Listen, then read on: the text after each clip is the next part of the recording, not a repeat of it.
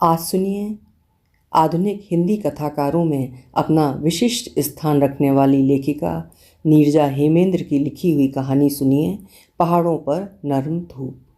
मेरी जुबानी। मैं हूँ सीमा सिंह। मेरी आंखें उसे ढूंढ रही थीं। उसे कहीं न पाकर मेरी व्याकुलता बढ़ती जा रही थी। न जाने क्यों, मैं उसे ठीक से जानता तक नहीं।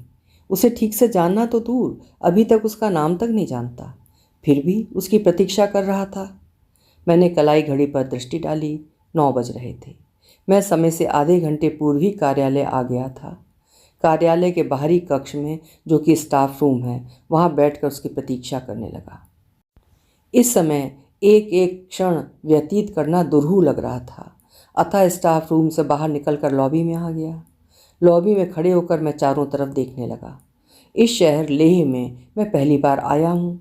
दूर दूर तक पहाड़ों की छोटी बड़ी श्रृंखलाएं, इन विस्तृत श्रृंखलाओं के मध्य स्थित समतल घाटी में बसा प्राकृतिक सौंदर्य से भरपूर ये छोटा सा खूबसूरत शहर लेह। मैं यहाँ खड़े होकर प्रकृति के अद्भुत सौंदर्य को भरपूर दृष्टि से देख ही रहा था कि मेरे पूरे शरीर में ठंड की वजह से सिहरन होने लगी। ठंड के कारण यहाँ रुक पाना मुश्किल हो रहा था। मैं अंदर जाने की सोच ही रहा था कि सामने की पथरीली सड़क से वो पैदल आती दिखाई दी। बर्फीली हवाओं से बचने के लिए वो बार बार अपना स्कार्फ ठीक कर रही थी।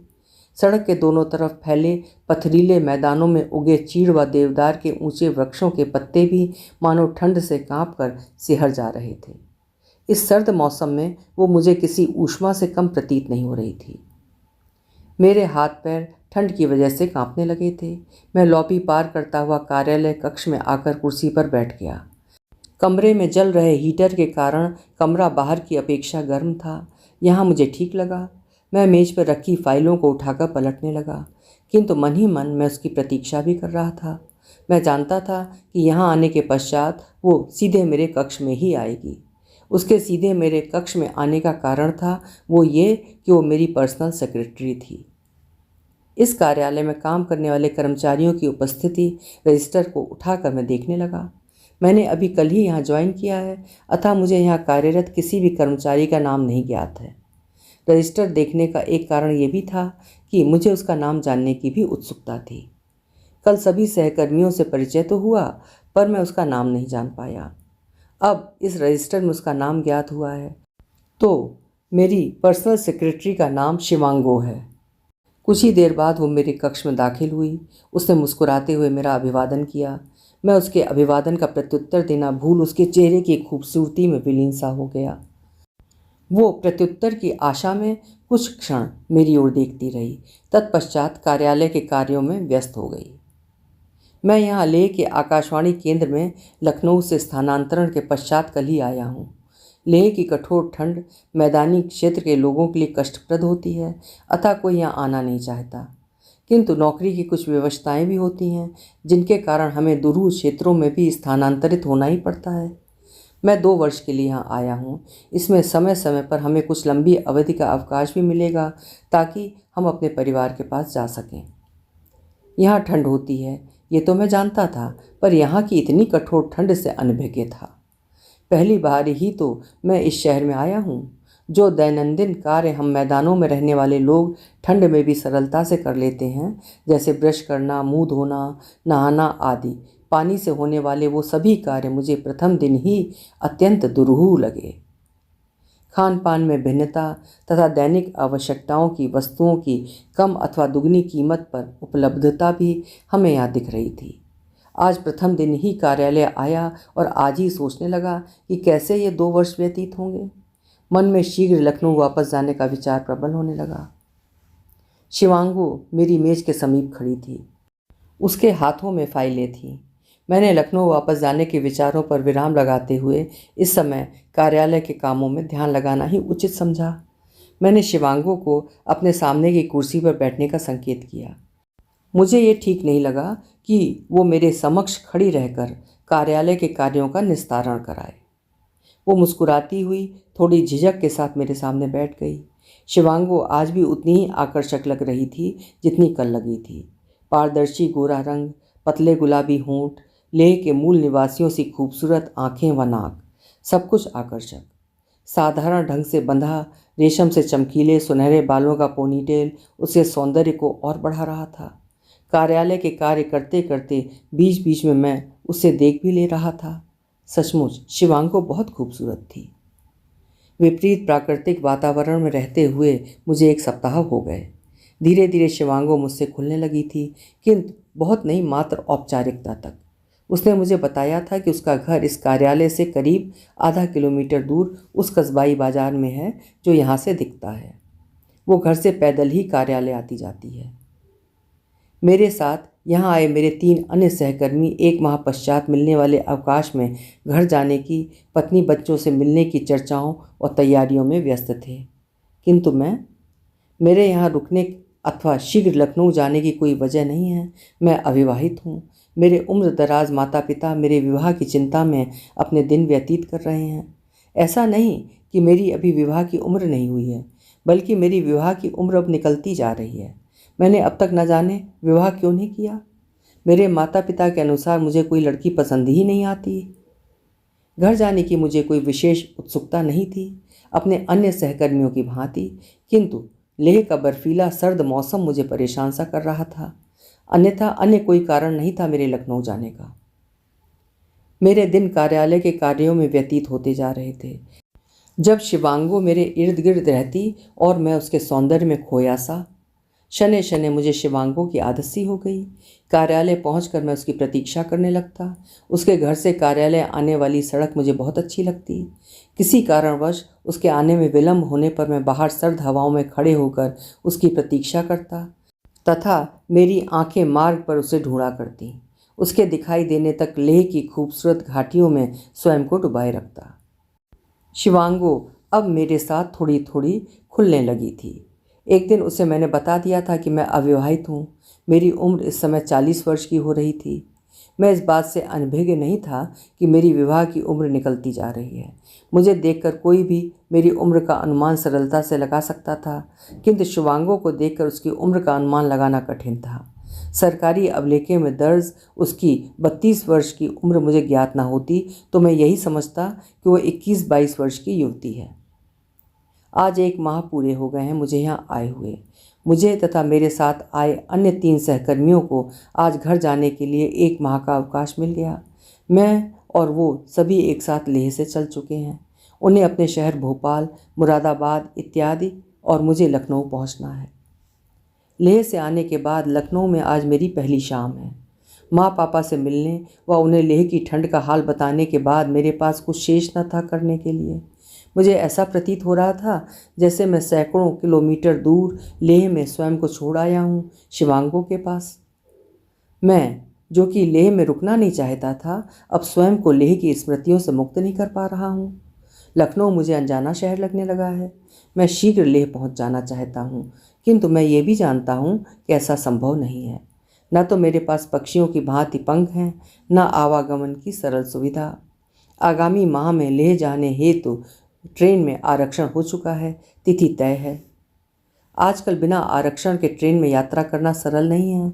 विशेषकर दूर की यात्राओं के लिए आरक्षण करके सफ़र करना ही बेहतर होता है। दूरभाष द्वारा शिवांगो से कभी कभी बातें हो जाती हैं। उसके संयमित स्वभाव के कारण बातों का विषय कार्यालय के कामकाज तक ही सीमित रहता है। फिर भी उसकी आवाज़ उसे मेरे पास होने का आभास कराती है। कभी कभी मैं सोचता कि क्या शिवांगो के हृदय में भी मेरे लिए ऐसा ही प्रगाढ़ प्रेम की अनुभूति होती होगी जिस प्रकार की अनुभूति मैं करने लगा हूँ। मुझे अपनी ओर देखते देख उसके चेहरे पर फैल जाती वो लज्जा युक्त लालिमा तथा यदाकदा उसके होंठों पर आ जाती वो स्नेह सिक्त हंसी उसके प्रेम को ही तो व्यक्त करते थे। शिवांगो भी अवश्य मुझसे प्रेम करने लगी होगी और वो भी इस समय वहाँ मेरी अनुपस्थित में मुझे स्मरण कर दिन व्यतीत कर रही होगी। शिवांगो ने अपना प्रेम मुझसे भले ही ना व्यक्त किया हो, वो भी मुझसे प्रेम अवश्य करती होगी। मैंने निश्चय कर लिया कि इस बार मैं जाऊंगा तो शिवांगो के समक्ष अपना प्रणय प्रकट करूंगा तथा उसके हृदय की भावनाओं को भी स्पष्ट जानने का प्रयत्न करूंगा। मेरे अवकाश के दिन रात के प्रत्येक प्रहर शिवांगो को स्मरण करने में व्यतीत हो गए। छुट्टियां समाप्त हो गईं तथा लेह जाने का दिन भी आ गया। आज मैं लेह जाने वाली ट्रेन में बैठा सुख दुख मिश्रित भावों की अनुभूति कर रहा हूँ। ऐसा लग रहा है जैसे मैं अपने वृद्ध माता पिता को छोड़कर शिवांगों के पास सदा के लिए चला जा रहा हूँ। मन में अजीब सी भावनाएं हिलोरे ले रही थीं। कदाचित ये कोई पीड़ा है। मैंने सुना था कि प्रेम पीड़ा भी देता है, तो क्या मेरा ये प्रगाढ़ प्रेम मुझे पीड़ा की अनुभूति भी दे रहा है? जैसे जैसे लेह समीप आता जा रहा है, मैं गर्म वातावरण से निकलकर ठंड की सुखद अनुभूति कर रहा हूँ। अंततः आज शाम के 8 बजे मैं लेह पहुँच गया हूँ। अपने कक्ष में प्रवेश करते ही मुझे लगा कि मेरा कमरा अत्यंत ठंडा है, इतना ठंडा कि इसमें रहने की कल्पना मात्र से मेरा मन उद्वेलित होने लगा। 1 माह के अंतराल में मुझे स्मरण ही नहीं रहा कि मुझे कमरे को गर्म करने के लिए आवश्यक उपकरण रूम हीटर को चलाना था। हीटर से कमरा गर्म किए बिना यहाँ रहना अत्यंत कठिन है। ये सब करके मैंने अव्यवस्थित कक्ष को थोड़ा सा व्यवस्थित किया। होटल के रेस्टोरेंट से भोजन का ऑर्डर देकर मैंने फ्रेश होने के लिए बाथरूम में प्रवेश किया। पानी को बर्फ़ की शक्ल में देखकर इस ठंड में भी मेरे रोंगटे खड़े हो गए। मैंने बाथरूम में भी विद्युत चालित गर्म प्लेट ऑन की तथा हाथ मुंह धोकर कमरे में आ गया। मैं इन दैनिक कार्यों में दक्ष होना चाह रहा था। मैं लेह के जीवनचर्या में दक्ष होना चाह रहा था। शीघ्र प्रातः होने की प्रतीक्षा में कब आंख लगी मुझे ज्ञात नहीं। दूसरे दिन मैं समय से पूर्व ही कार्यालय पहुंच गया, पूर्व की भांति। कक्ष से निकल बरामदे में खड़ा होकर शिवांगों की प्रतीक्षा करने लगा। मेरी दृष्टि बार बार उस पथ पर उठ जाती जहाँ से शिवांगों को आना था। कुछ ही समय बाद शिवांगो मुझे आती दिखाई दी। वही सौंदर्य, वही भोलापन उसके चेहरे पर व्याप्त था। मुझे उसकी चाल कुछ सुस्त व धीमी लगी। तो क्या यहाँ शिवांगो भी मेरी कमी को अनुभव कर रही थी? कहीं वो भी तो मुझसे प्रेम नहीं करती? आखिर वो इतनी उदास क्यों है? अनेक अनुत्तरित प्रश्नों के साथ लेह में मेरे 2 दिन और व्यतीत हो गए। मैं अपने हृदय की बात शिवांगों से बताने का साहस नहीं जुटा पाया। आज प्रातः से ही आकाश में मेघों ने डेरा डाल दिया था। उमड़ते घुमड़ते श्याम बादलों को देखकर भारी बारिश होने की आशंका प्रतीत हो रही थी। मध्याह्न पश्चात बादलों ने बरसना प्रारंभ कर ही दिया। ठंडी हवाएं कुछ और ठंडी हो चलीं। शिवांगो ने लॉन्ग कोट के साथ गले में ऊनी स्कार्फ बांध रखा था। बारिश के इस ऋतु में मुझे और आकर्षक लग रही थी। मैं कार्यालय के कार्यों को करते करते बीच बीच में दृष्टि बचाकर उसे देख लिया करता था। विगत 1 माह में ये करना मेरे स्वभाव में समाहित हो चुका था। कार्यालय बंद करने का समय हो गया, किंतु बारिश बंद नहीं हुई। बारिश कुछ धीमी हुई तो कार्यालय के लोग अपनी सुविधाओं साधनों से धीरे धीरे अपने घरों को जाने लगे। शिवांगो अपने घर से पैदल आती थी, उसे जाना भी पैदल ही था, अतः वो बारिश के रुकने की प्रतीक्षा कर रही थी। मैंने आज तक उसके घर के किसी सदस्य को नहीं देखा था जिससे मैं ये अनुमान लगा सकूं कि घर से उसे कोई लेने आ जाएगा। मुझे शिवांगो के घर पहुंचने को लेकर चिंता होने लगी। धीमी होती बारिश पुनः तेज हो गई। शिवांगो कॉरिडोर में खड़ी तेज होती जा रही बारिश तथा खाली होते जा रहे कार्यालय को चुपचाप देख रही थी। उसके चेहरे पर चिंता की रेखाएं स्पष्ट होने लगी थीं। तत्काल मुझे युक्ति सूझी। मैंने कार्यालय की गाड़ी निकलवाई तथा शिवांगो को बुलाकर उसे घर छोड़ने का प्रस्ताव रखा। मौसम के बिगड़ते मिजाज को देखकर उसने वो प्रस्ताव स्वीकार कर लिया व गाड़ी में बैठ गई। मैं गाड़ी चला रहा था। शिवांगो मेरी बगल की सीट पर बैठी थी। उसके साथ बारिश में भीगा ये छोटा सा सफ़र मुझे बड़ा भला लग रहा था। ऐसा प्रतीत हो रहा था जैसे शहर को, इस मार्ग को आज मैं प्रथम बार देख रहा हूँ। सब कुछ नया सा। पथरीले मार्ग में स्थान स्थान पर बिखरी हरियाली विपरीत परिस्थितियों में तालमेल का अनूठा दृश्य उपस्थित कर रही थी। मेरी इच्छा हो रही थी कि शिवांगो के साथ मेरी ये यात्रा इसी प्रकार चलती रहे। शिवांगो विचारमग्न मेरे समीप बैठी थी। मैं उसकी तरफ देखकर ये जानने का प्रयत्न करना चाह रहा था कि क्या उसे भी मेरे समीप बैठना उतना ही अच्छा लग रहा है जितना मुझे। यात्रा सचमुच सुखद थी। मार्ग के दोनों ओर स्थान स्थान पर बने सब्जियां व फल उगाने के लिए बने कृत्रिम वातानुकूलित घरों में बंद प्राकृतिक हरियाली बादलों व पर्वतों के मध्य अत्यंत आकर्षक लग रही थी। शिवांगो का भाव शून्य चेहरा देखकर मेरे भीतर भी कुछ असामान्य सा अनुभव होने लगा। मेरे हृदय में शिवांगो के समक्ष अपने प्रेम को प्रकट करने की इच्छा बलवती होने लगी। प्रेम से सिक्त हवाएं भी यही संकेत कर रही थीं। चढ़ते उतरते मार्गों व भावाभिव्यक्ति के उहापोह के मध्य शिवांगो का घर आ गया। मैंने गाड़ी उसके घर के गेट पर खड़ी कर दी। शिवांगो गाड़ी से उतर गई। उसने मेरी तरफ देखे बिना ही मुझे अंदर आने के लिए संकेत किया। मुझे लग रहा था कि वह घर के सदस्यों के समक्ष मुझे लेकर नहीं जाना चाहती है। इसका कारण अपने प्रेम को अभी सबके समक्ष व्यक्त न करने की उसकी इच्छा है या कोई और वजह है? मैं अपनी इस सोच पर मन ही मन मुस्कुरा पड़ा। तत्क्षण मेरे मन में ये विचार भी आया कि मैंने शिवांगो ने मुझसे अभी तक अपने प्रेम को शब्दों के माध्यम से व्यक्त ही नहीं किया है। मैं शिवांगो के पीछे पीछे चलकर उसके ड्राइंग रूम में आ गया। मुझे अपने ड्राइंग रूम में बैठाकर शिवांगो अंदर चली गई। अत्यंत कलात्मक ढंग से व्यवस्थित छोटे से ड्राइंग रूम में पर्वतीय कला की साज सज्जा परिलक्षित हो रही थी। मैं चुपचाप बैठा ड्राइंग रूम की साज सज्जा को बड़े ही मनोयोग से निहार रहा था कि एक 6-7 वर्ष का बालक ड्राइंग रूम में आकर खड़ा हो गया। वो मुझे आश्चर्य से देख रहा था। बच्चा बड़ा ही प्यारा सा था, बिल्कुल शिवांगो की तरह। कुछ क्षण मुझे यूं ही देखने के पश्चात वो अंदर चला गया। मैं सोचने लगा था कि कहीं ये शिवांगो का छोटा भाई तो नहीं। मुझे शिवांगो के घर के सदस्यों की जानकारी भी नहीं है, अतः मैंने अनुमान लगाना छोड़ दिया। कुछ ही देर में शिवांगो मेरे समक्ष खड़ी थी। उसके पीछे वो बच्चा भी था, जो उसके लॉन्ग कोट के पीछे कभी छुप जा रहा था तो कभी प्रकट। शिवांगो के हाथ में ट्रे थी जिसमें चाय के 2 प्याले रखे थे। शिवांगो मेरे सामने सोफे पर बैठ गई। वह शालीनता से मुस्कुराते हुए एक प्याला मेरी ओर बढ़ा दिया। वो बच्चा भी उसके बगल में आकर बैठ गया। मैं धीरे धीरे चाय पीने लगा। मैंने सुना था कि पहाड़ों पर रहने वाले चाय बहुत अच्छी बनाते हैं। सचमुच चाय बहुत अच्छी बनी थी। कमरे में पसरे सन्नाटे को बाहर हो रही मूसलाधार बारिश की आवाज़ें तोड़ रही थीं। कमरे में व्याप्त सन्नाटा मुझे अच्छा नहीं लग रहा था। इससे उबरने का प्रयत्न करते हुए मैं शिवांगो से पूछ बैठा, घर में कौन कौन है? शिवांगो कुछ क्षण खामोश रही। तत्पश्चात कमरे की खिड़की से दिखाई देने वाले गेट की तरफ देखते हुए बोल पड़ी, मेरे पापा हैं बस। कहकर वो चुप हो गई। वो घर में नहीं है क्या? मैं पूछ बैठा। हालांकि ये पूछते हुए मुझे कुछ झिझक सी हुई कि कहीं शिवांगो कुछ गलत न समझ बैठे। नहीं, वो इस समय दुकान में होंगे। उनकी एक छोटी सी जनरल मर्चेंट की दुकान है यहीं पर बाजार में।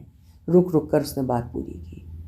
मेरी चाय खत्म हो चुकी थी। बाहर पानी का शोर थम नहीं रहा था। मुझे भीगने की कोई चिंता नहीं थी, न ही शीघ्र घर जाने की। मेरे पास कार्यालय की गाड़ी है। मैं आज शिवांगो के बारे में कुछ और जानना चाहता था। माँ नहीं है। माँ को गुजरे 6 वर्ष हो गए हैं। बच्चे के सिर पर हाथ फेरते हुए शिवांगो ने कहा। ये तुम्हारा छोटा भाई है? नहीं, ये मेरा बेटा है चवांग। मेरी तरफ स्थिर दृष्टि से देखते हुए शिवांगो ने कहा। लेह की कठोर ठंड में मैं कांप उठा। वह मेरे माथे पर पसीने की बूंदें छलक पड़ी। मेरे भीतर न जाने कैसी व्याकुलता बढ़ती जा रही थी। मैं बंद खिड़की के शीशे से बाहर देखने लगा। मुझे ऐसा लगने लगा जैसे कि इस स्थान को चारों तरफ से घेरे ऊंचे पर्वतों के शिखरों की बर्फ पिघलकर मेरे अंदर बहती जा रही है। काश ये बर्फीला पानी मेरी आंखों से अश्रु बनकर बह पड़ता, किंतु नहीं। मेरी भावनाएं घनीभूत होकर मेरे हृदय में बढ़ती जा रही थीं। हृदय पर बढ़ता जा रहा बोझ कैसे हल्का होगा? मैंने सुना है कि यहाँ के फूचे ग्लेशियर से निकलते चश्मे का पानी यहाँ के निवासियों को जीवन प्रदान करता है। वो यहाँ का जीवन तत्व है। मेरे जीवन में भी कोई ऐसा सोता फूट पड़े जो मुझे कुछ श्वास दे सके। मेरे हृदय की स्पंदन थमसी रही थी। मैंने स्वयं को किसी प्रकार संयत किया। अनेक प्रश्न अनुत्तरित से दूर खड़े देवदार के लंबे वृक्षों की भांति मेरे समक्ष खड़े थे। मैं जानता था कि शिवांगो इन प्रश्नों के उत्तर देने के लिए विवश नहीं है, क्योंकि उसने मुझसे प्रेम निवेदन या प्रेम प्रतिज्ञा नहीं की है। मैं भी तो अपनी भावनाएं उसे अवगत नहीं करा पाया था। मैं अपनी पुरुष सत्तात्मक सोच से बाहर कब निकल पाया था? उसके द्वारा पहल करने की आशा में मेरा प्रतीक्षारत रहना मेरी पुरुषवादी सोच का ही तो प्रतीक था। बाहर बारिश की ध्वनि तेज होती जा रही थी। तापमान हिमांक बिंदु से काफ़ी नीचे चला गया था, किंतु मेरे भीतर नहीं। मेरे अंदर एक उत्सुकता बढ़ती जा रही थी। यह सही थी या नहीं, मुझे ज्ञात नहीं। मैं शिवांगो के पति को एक बार देख भर लेना चाहता था। चवांग वहाँ से उठकर भीतर चला गया। कमरे में मैं और शिवांगो ही थे। जो साहस मुझे अब से पूर्व कर लेना चाहिए था, वो साहस मैं अब करने जा रहा था। अपनी भावनाएं छिपाते हुए मैं शिवांगो से पूछ बैठा, तुम्हारे पति दिखाई नहीं दे रहे हैं? शिवांगो खामोश थी। क्या वो यहाँ नहीं रहते? बाहर रहते हैं क्या? मैंने कुछ क्षण रुक रुक कर कई प्रश्न एक साथ जानने चाहे। मेरे कई प्रश्नों को एक साथ सुनकर शिवांगो ने खामोशी पर विराम लगाते हुए तत्क्षण उत्तर दिया, वो हमारे साथ नहीं रहते।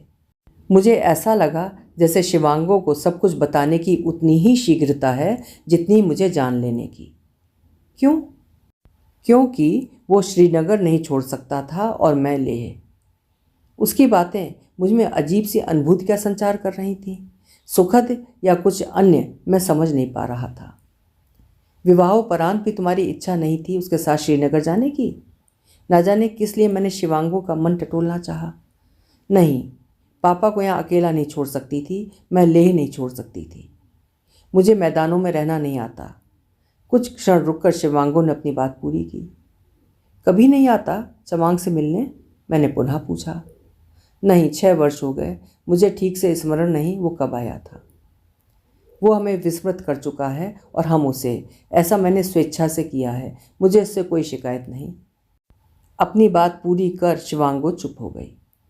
मैं बारिशों की फुहारों व पानी की संगीत लहरियों से होता हुआ वहाँ से चला आया। मार्ग में गाड़ी चलाते हुए मुझे इस कठोर ठंड में भी ठंड की अनुभूति नहीं हो रही थी, जैसे मैं यहाँ रहने का अभ्यस्त हूँ। शिवांगो के घर मेरी कोई वस्तु छूट गई थी, मेरा चश्मा भी। दिन प्रतिदिन समय के आगे बढ़ते रहने के साथ ही मुझे ऐसा प्रतीत होने लगा था जैसे मैं शिवांगो के और समीप होता जा रहा हूँ। मौसम ने करवट ले ली है। पहाड़ों से अटखेलियाँ करते बादलों के पीछे से सूर्य की किरणें छन छन कर बर्फ़ के मैदानों को स्वर्णिम कर रही हैं। मैंने अपने माता पिता की सहमति से शिवांगो के साथ लेह के एक बौद्ध मठ में बर्फ़ के फाहे से धवल पवित्र अपने प्रेम को साक्षी मानते हुए विवाह कर लिया है। मैंने अपने माता पिता को यह भी बता दिया है कि उनका बेटा ही उनके साथ रहेगा, उनकी बहू कुछ दूर रहकर उनके पास रहेगी। 6 वर्ष बाद मेरी बेटी साइमा बिल्कुल शिवांगो की तरह है, समझदार, शालीन व सुंदर। वो लखनऊ में अपने भाई चवांग के साथ मेरे साथ रहती है। शिवांगो यदाकदा अवकाश के दिनों में हम सबसे मिलने आती रहती है। उसे मैदानों में रहना नहीं आता, सचमुच। मुझे पर्वतों, घाटियों, बर्फ़, देवदार व वहाँ के निवासियों से प्रेम करना आ गया है, क्योंकि मैं स्थानांतरण के उपरांत भी लेह आता जाता रहता हूँ। शिवांगो का संपूर्ण प्रेम मैदानों की ओर बहता है, फूचे ग्लेशियर से बहते मीठे चश्मे के जीवनदायी जल सा। अभी आप सुन रहे थे एक मीठी सी प्रेम कहानी, जिसे लिखा था नीरजा हेमेंद्र जी ने। आशा है कहानी आपको अच्छी लगी होगी। कल फिर मिलेंगे। आपका समय शुभ हो।